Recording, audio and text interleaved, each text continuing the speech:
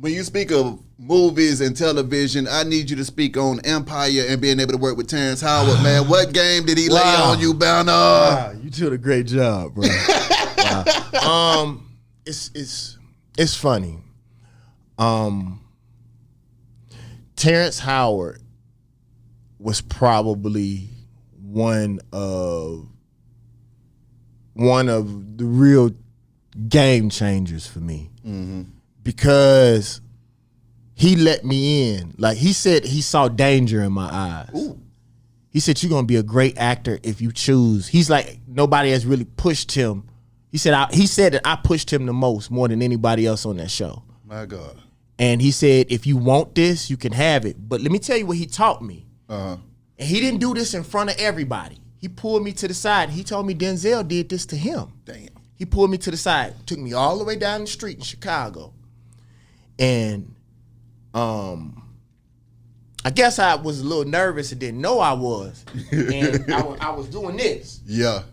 And slouching a little bit. And he said, what does an animal do when they're scared? He said they either tuck their tail or protect their genitals. He said, you have influence in our community and those kids are gonna stand how you stand. Yeah. It don't have nothing to do with the words coming out your mouth. Yeah. It's your presence. Yeah. He said, stand like a man, bro. Yeah. And he said, don't make my job easy. He said, believe every time we got a scene, I'm trying to take that motherfucker. He said, so no, I'm coming for you. Come for me. Shit. Shit. And then, I'm going to tell you something that they probably don't want me to tell y'all. Mm-hmm. Like, Salih is not a trainer, but he's in one of the greatest, probably in shape better than anybody that I know. I started training with Salih when I was doing Empire, so I was sort of jacked at the time. He told the producers, because they had me dressing like I was from the 80s, and I was like, I usually bring my own clothes because I like being fly. I represent a certain group of people. Yeah. Remind me to tell you what Nitty told me about acting. Remind me of that because I forget.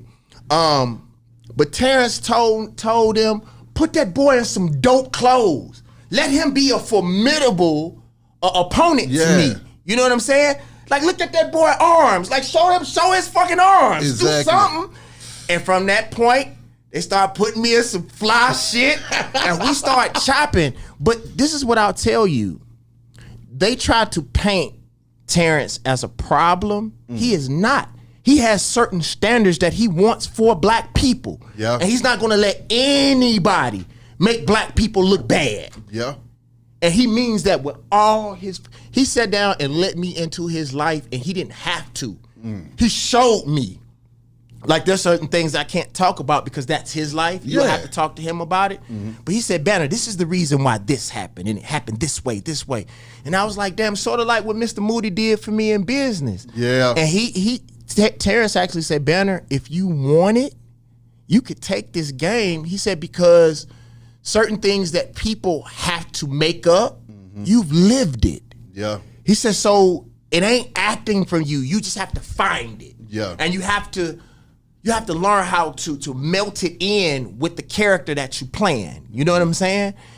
And honestly, bro, that changed everything. And I appreciate Terrence, bro. Like, anything that dude need, I'm here for him, bro. And what you say, Nitty say? Oh, so me and Nitty are tighter than anybody will ever know. Yeah. We got some stories that we should probably, the movies that you want to make, the TV shows you want, we could take some of me. Anyway, Nitty a real one. Nitty called me when I was doing The Butler. And he don't know how much this impacted my life. Nitty's always going to be Nitty, first of all. He calls me and says, now this is when I'm super woke, Banner. He say, nigga, I'm sitting in the motherfucking movie, shawty. I seen you up there with Oprah Winfrey. He say, nah, niggas from where we from, come on, that shit don't exist. We know who you are. Exactly. And to see you on the motherfucking screen next to Oprah Winfrey lets me know that I can make it too. Shit.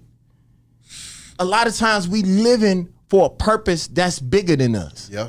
There's a few people who I would, and most people don't know this about me, that I like to put my motherfucking hands around their neck.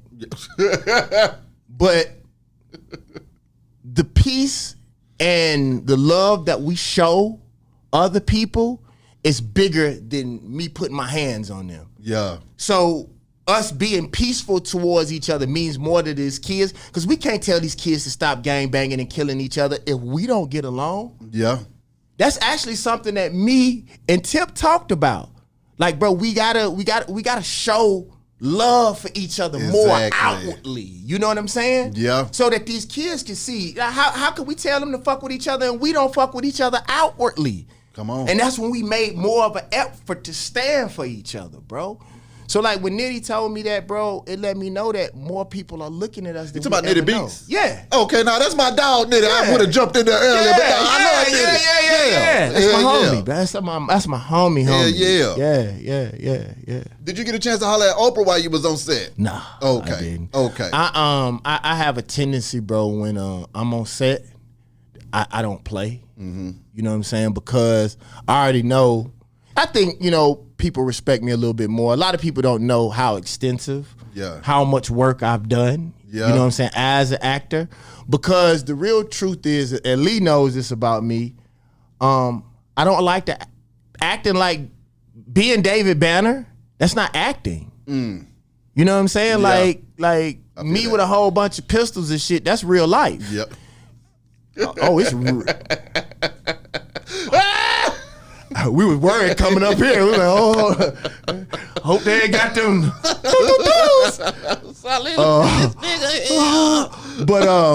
But seriously though, like I want to be like my favorite role was being a lawyer. That was hard because I can't fudge that. Yeah. There's certain technical terms that you have to know. Facts. So you have to break yourself.